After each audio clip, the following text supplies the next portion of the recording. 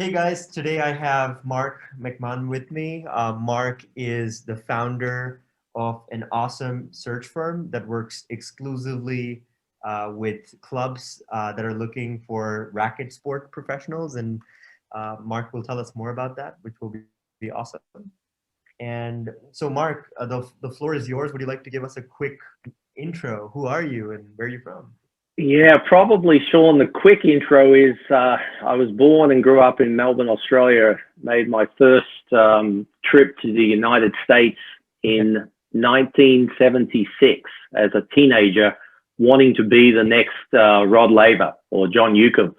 And that introduced me. I've always had a strong interest in tennis and racket sports, and that trip introduced me to a journey that has resulted in my spending the last almost 40 years of my life living in the United States and working in various aspects of the tennis and private club and racket sports industry, which is a very healthy and active industry in the US, as it is in many parts of the world. And I've spent time in different roles, both as a tennis coach or tennis teacher, a club manager, an individual who has worked for manufacturers in a consulting capacity, someone who has worked for the United States Tennis Association, both as an employee and ultimately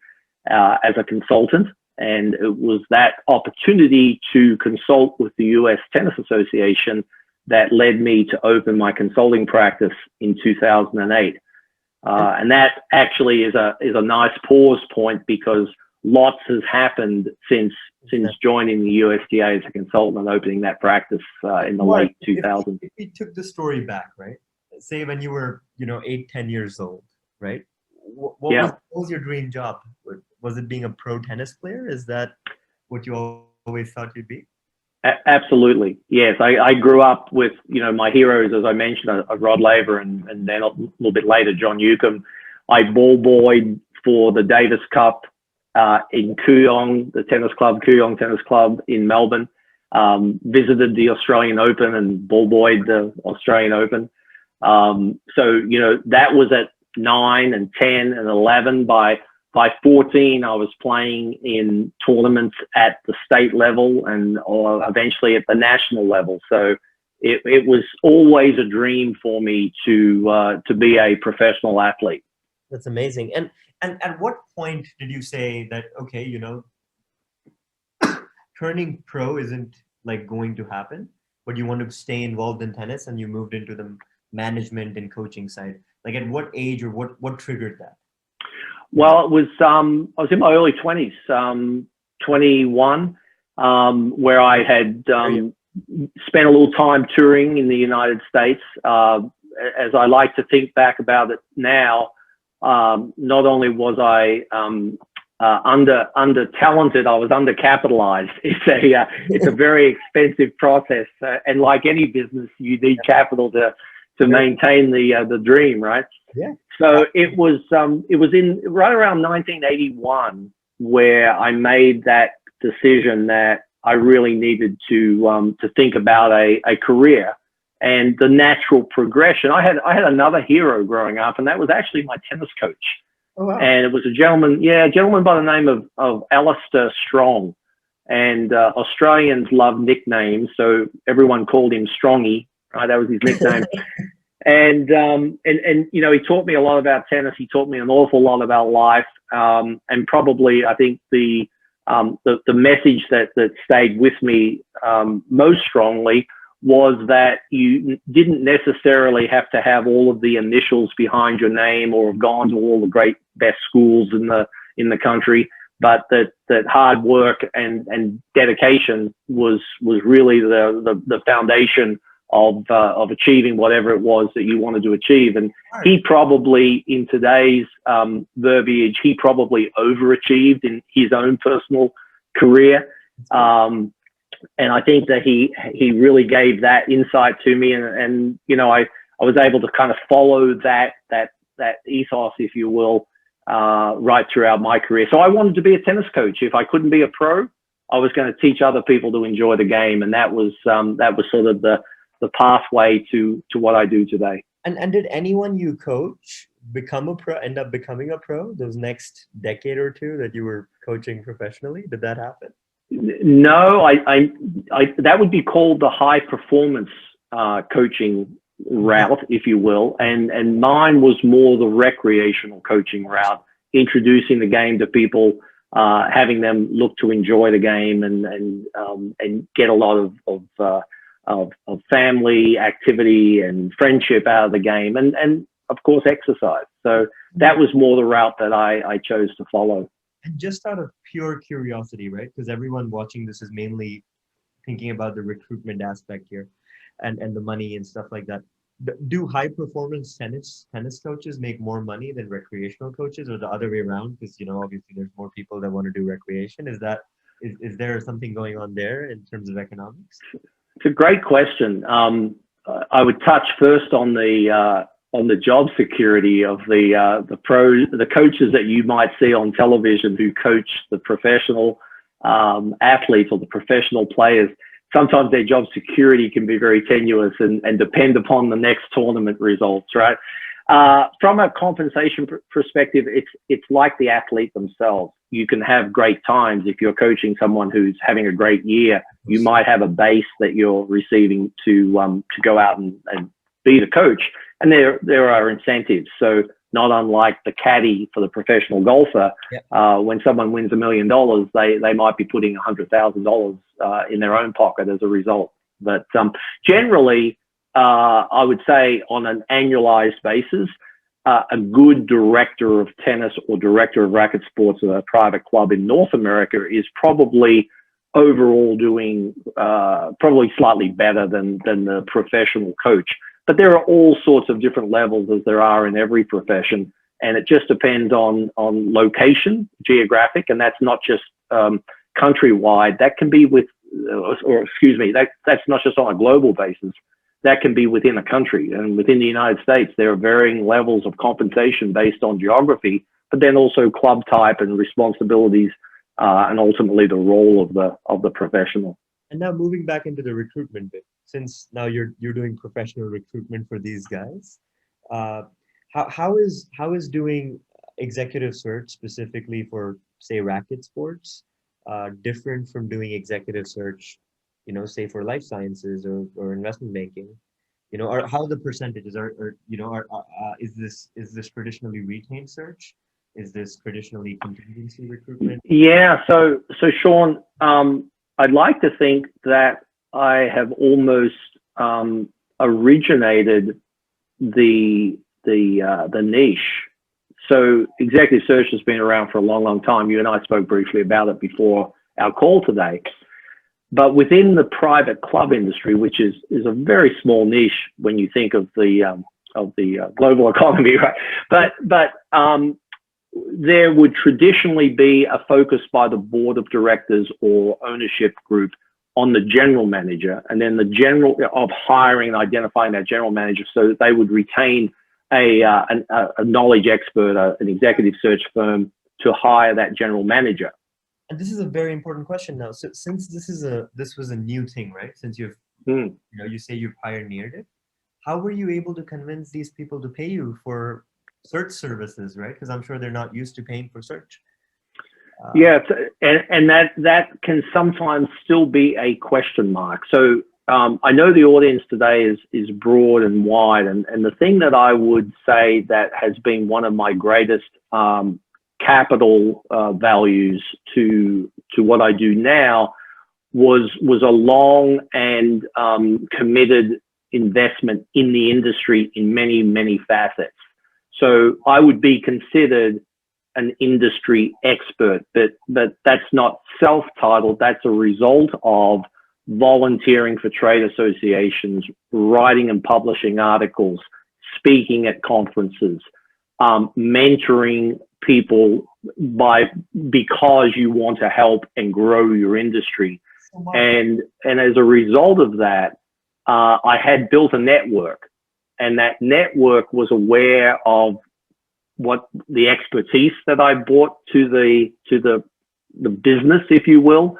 And once I started to make it clear that I felt there was a need within the industry for more professionalization and specialization around search, that started to in turn create some referral work where someone would say, oh, Mark does this, he can help you. And so are you traditionally running retained search projects, or is it mainly a success fee type? It is purely retained. Okay, so they give you a retainer to do it, and then and just so people get an idea, right? Yeah. Because retained can have a range, right? So there are folks in Japan maybe doing 35% of someone's annual compensation, and then I know in the UK, because it's far more competitive, it's sometimes even closer to 12 or 15%. And so where does your sort of business stay in somewhere? You can just give us a rough range. It doesn't. Yeah. Exactly. So I'll net it down after I say that the role of a director of racket sports or tennis, which is the role that we do search for, has two specific compensation components. One is guaranteed or base, and the other is variable. And if we take the total package, a search fee would probably be in anywhere from a high of 25 or 30% to a low of 10%. So we charge a set fee. We do not charge a percentage of the compensation. We charge a set fee. Oh, wow. So you as a firm, you charge a set fee no matter what the compensation, whether it's 50,000 or 150,000. Correct. Yeah. Wow. Okay. Yeah. So that's why the percentage varies based upon the compensation of the role. Have you considered like maybe not doing like is there a reason for doing a flat fee model versus a percentage? Yeah, I think there are two reasons for that model, Sean. One is we got to create the niche that had a perception or a value, a question about the value, a perception of value. I've heard that it's very expensive to hire a search firm. You never really know if the value is there. If we would have gotten someone anyway, why spend 30% of our first year compensation, right? The second reason was expectations, and I wanted to remove barriers. I wanted to remove objections, and I knew what it took to make that hiring process complete, and complete in a way that exceeded every level that someone can do on their own.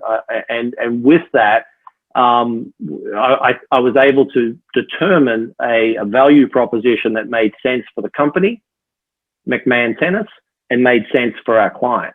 And here's the litmus test. Would I pay my fee if I was the general manager of a club to hire our firm? And the answer is unequivocally yes. Brilliant. So, Mark, going back into your story, so did you start this retainer model from day one? So when you started your business in 2008, is this what you started with, or was it something? Yes, and I didn't charge the same fee then that I charge today. I was afraid to. Okay, and now this was something we talked about, right? Which month within 2008 did you incorporate your LLC or whatever? Yeah, great. Yeah, October. And I remember it clearly because it was during the US Open in September that my employee role with the United States Tennis Association ended. Got it. And my consulting role began, and that was the opportunity to start my company because I had the security of a client. So that made, and that client then was not search. That client was actually building upon the USTA's objective of promoting tennis locally. And I had, as I said, this national presence. I had traveled extensively, appeared at probably 300 or 400 events over the years. So I had that ability to reach out to the local network, and that was what they were buying from me at that particular time as a service. essentially the moment you started your company, you started getting paid the same month, right? Yes, yes. But when was the first time you made a search fee? First time I made a search fee was in 2011, Okay. and that was actually in the state in which I now reside, which is South Carolina. I was living in Atlanta, Georgia at the time. The irony was that we ended up moving here a couple of years after that. So there was maybe a spark of wanting to be close to, yeah. Being close to the source of money. Well, I don't know. You know, you've heard of chasing clients, right? So that was a big way of chasing a client, maybe. You spent 3 years basically because you're in a unique situation where you're a subject matter expert in this vertical or in this industry, and so you didn't necessarily start your firm to make it a search firm. You basically started a consulting practice, which was making you a living in 2008, 9, and 10, and then in 2011, 3 or 4 years in, was when you actually made your first search, right? And correct. Yeah. So it was more around the operations, of which obviously talent identification is a part, but it was really about more of the operating capacity and providing perspective and counsel against that knowledge base. So interestingly, for the entrepreneurs out there thinking about business, and yes, this is a recruitment focus, but is there a pathway to what someone wants to do? And I believe strongly that there is, and I do a lot of coaching, executive coaching, with people I end up sometimes placing, sometimes not. But a lot of the journey, Sean, I think, is about identifying an objective and being then so that's the strategy, right? And then the tactical about getting to that endpoint. That endpoint may shift, that's fine. Then the tactics switch. But I think if people in the audience are thinking about something that they ultimately want to do, look at what you have now, and don't let perfect be the enemy of getting started. Right? Take those steps and get started. So, Mark, as an athlete, I'm sure you were always the all or nothing types, because obviously to say that you're going to be a professional tennis player as a young man or a kid, that's basically putting all your eggs in one basket sort of thing, right? And so in 2008, when you started your LLC on a consulting contract, did you ever have to think about how many months of runway you were giving yourself doing this, and if it didn't make X amount of money, when would you quit and go find a job or do something else? What went around your mind during that stage? Because a lot of people are there, right? A lot of the audience, they're thinking about starting a company, but they don't know how much money should they save up. Should they save up money for 3 months, 6 months, a year, 2 years? How should people think about that? How did you think about it? Sure. One of my favorite responses as I analyze and assess situations is to say and to practice the concept of it depends, right? Well, it does depend. The financial experts will tell you to always have 6 months of reserves as accessible cash. I'm not sure how many people are able to accomplish that. So maybe some are, some are not. There's going to be tremendous risk in any venture, but I think that building that cash flow plan to that first 2 to 3 years is going to be a critical component. And what's the right number? I think it probably depends on how you're capitalizing your business. Are you capitalizing it from savings? Are you capitalizing it from institutional financing or loans from friends? Or are you doing it on your credit card? You're doing it on a shoestring. And there's lots of great stories out there of entrepreneurs who have clasped at their last dollar. And I think that in that capacity, you've got to be comfortable. You've got to be able to clear your mind and focus on your business. And if you're worried about being able to pay your rent, that's going to strain on you. And I talk to people about interviewing for jobs very often, and body language is critical. And your sense of confidence and your sense of self-assuredness, that comes through, and that sense of desperation comes through. Even when you're starting a firm, right? If you're desperate and you're calling clients and you desperately want their business and you're so Mark, to go back to it, right? We know you started generating your first dollar of revenue immediately because you had a soft landing in a sense with this contract. But were you able to be profitable your first year, as in you weren't eating into your savings from the first year, or did it take you a few years to get to the point where you were building? Yeah, so that kind of came later, interestingly enough, because I had the security of this contract with the USTA that lasted 2 years. Wow. So it was not until I think early 2011, and ironically, that's when that first search came in.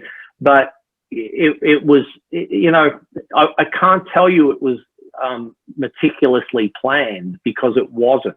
It was what's next. It was, how am I going to address this? And one of the things that a tennis player or professional athlete might share in thought process, at least it's my thought process, is that you build a plan, you build a game plan, and you shore up your assets or your technique and your skills.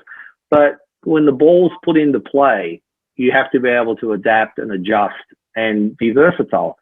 And I think if I'll kind of go back to Alistair Strong, my coach, and my heroes, the Muhammad Ali quote that, is something to the effect of course I go into a fight with a plan until I'm hit. Yeah. And then the plan is out the window, right? And then you do what you do. Yeah. So I think, Sean, that as an entrepreneur looks at their business, they plan, but go in knowing that plan is not going to stay as it is. It's going to have to change. And it's like a life plan. Life change. And Mark, now going back into your entrepreneurial journey, right? You've been an entrepreneur about 12 years now, and you're one of our customers. You're a Recruit CRM customer, so we know now you have a team, right, of a few people. And so tell us more about that transition from being this one-man army, figuring things out, and obviously surviving and building a basic business and a clientele, to building a firm. Like maybe even help us through the timeline and also the shift in thinking that happened over the past decade. Yeah. Well, working backwards, at least let's say for the last 3 years, there was a point where I determined I was going to double down on my search practice and expand that with a coaching practice. Okay. So it was a conscious decision that I made to, I guess, refocus on expansion. And, there's lots of drivers of that. Sometimes it's necessity, sometimes it's choice, sometimes it's, desperation, and sometimes it's just because, right? Yeah. And my introduction to Recruit CRM was interestingly aligned. Not too long after that decision was made, I realized that in order to scale, I needed process, right, and I needed people. Yeah. And I've managed people all my life, yeah, but I sort of enjoyed being the independent, sole proprietor, if you will. So I had to sort of manage that concept both emotionally and practically. No, and the reality is, I think I reached a stage in my life where my aim and purpose evolved, where my aim was to have a good business and generate revenue, but my purpose shifted, where I really started to focus more on helping my clients in a different way, in a deeper way, in a more meaningful way. And that made the challenges of scale a little easier to accept and embrace. And we've since, as we've got 4 people on our team now besides myself. We've got some good process in place. More about the 4 people. Are all of these people full-time employees with a base salary, or are they consultants that are making like a revenue share? Like just so. Yeah, no, they're all independent consultants that in some capacity, they may also be juggling other client relationships in non-competing practices, if you will.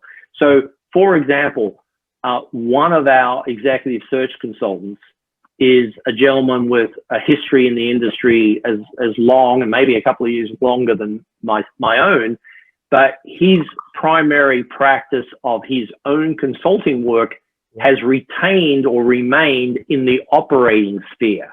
He is helping clubs with their budgets and with their marketing plans and you know, with their programming design, but he has a deep, rich network of understanding of helping clients assess their personnel needs and then working through our firm to help meet those needs and identify the right people. So they are essentially their own consultants, Sean, as well.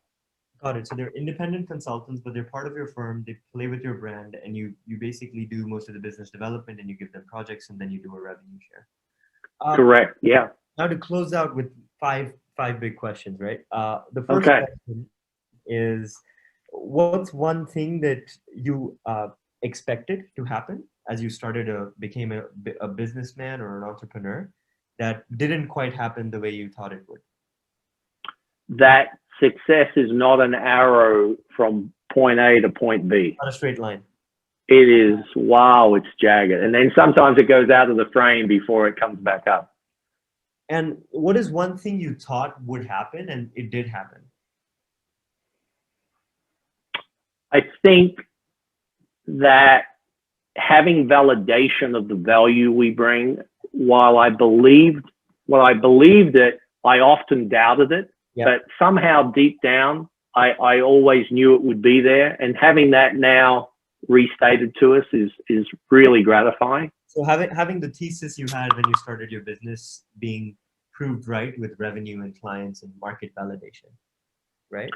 Yeah, the revenue is nice, but the actual words themselves, whether it's a phone call or an email or a conversation now over video, that's the real, that warms my heart. It makes my accountant feel happy, but it warms my heart.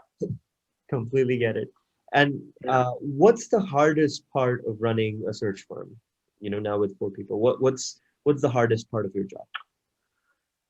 The hardest part for me is very often the assessment that has to be done on the front end and having the client understand the value of that. Yeah. Because most clients believe they know exactly what they need. And you know, they can then place an ad if that's the case and they'll do fine. Most of them, I think, are well served to spend more time on that assessment. So when you say assessment, you mean assessment of what the client needs or assessment of the candidates before you send them to the candidate? No, assessment of the client's own needs. And this is maybe something that's unique to the industry, but I'd say not. You know, my wife works in corporate America, as you know, and, you know, there are certain head counts and, you know, if someone leaves, they're backfilled and there's not a lot of shifting, right?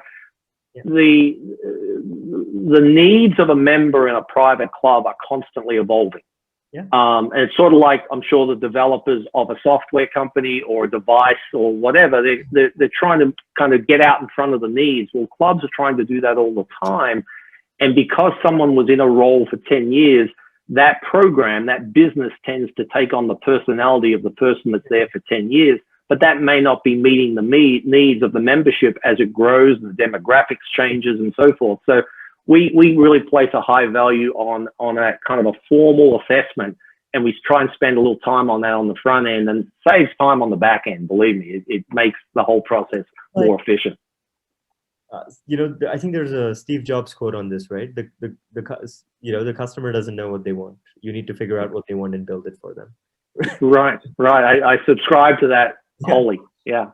And then our last 2 questions, right? Like, You know, what's your situation like? Are you married? Do you have kids? Are you single? Yeah. Yeah, Dog? no, I'm married with two children, growing, and two grandchildren. I have a almost 6 and a 3-year-old grandchild. So that's because I started when I was very, very young, right? My wife and I are very active. We live near the coast, southeastern United States, and we're big tennis players. And we are what is today considered foodies. We love to enjoy great food. Yeah, that's awesome. And my last question to you would be, you know, if you had to go back and talk to your 20-year-old self and give the 20-year-old Mark advice, what would that be? Just one line, right? Yeah. Don't try and force it. Let it happen. That's brilliant. Don't try and force it. Let it happen. Let it happen. So that's it, guys. That's Mark, you know, and that's Mark's amazing entrepreneurial journey and success. And Mark, thanks for taking the time to tell people about your story. It's super exciting. It's super unique. And thank you. Sean, thank you. And thank you for helping us scale our company. We really appreciate the work that you're doing for us. I appreciate the plug, Mark. Thank you.